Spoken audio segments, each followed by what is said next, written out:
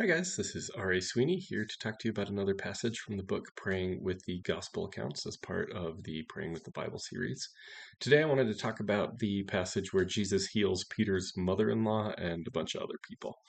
Um, and so it was really kind of an interesting passage. We get three different accounts of this, and all three are pretty similar, and the similarities are kind of it's a weird way of presenting it, and all three use that weird way. So that was kind of interesting. The healing of the mother-in-law gets lumped in with the healing of the huge crowd. So he goes in, he heals the mother-in-law, and then while he's in there, everybody figures out that's where he is. And so huge groups of people are coming to try to get healed. But there's a lot of similar language that seems like it's trying to put those two things on parallel, that we're supposed to look at those two things side by side and look at how they're similar and different.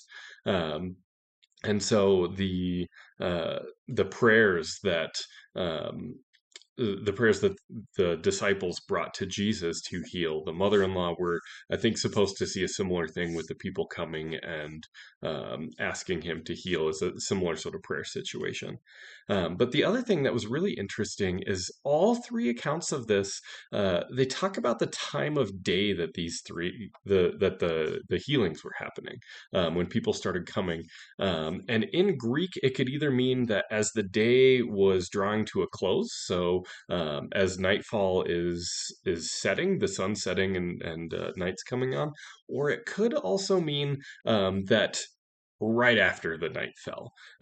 Either way, I think it's significant. It's either right before dusk or right after dusk.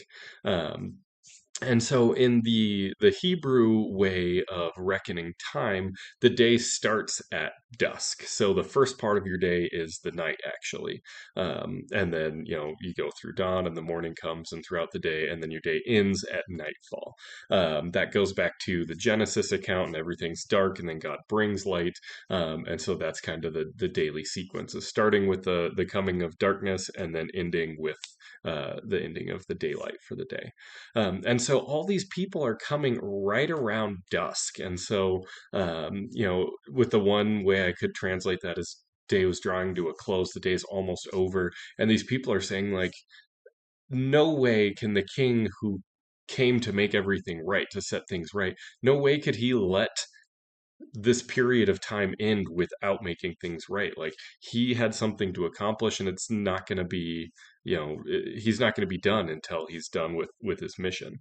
Or it could be that a new day is dawning, which is not an idiom that would translate into Hebrew. A new day would dusk, I suppose.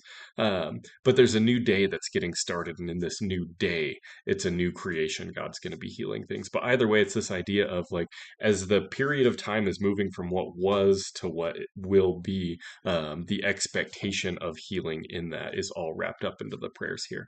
So I just thought that was interesting. That's what I wrote about for this passage, and I hope it was a blessing. Thanks, guys.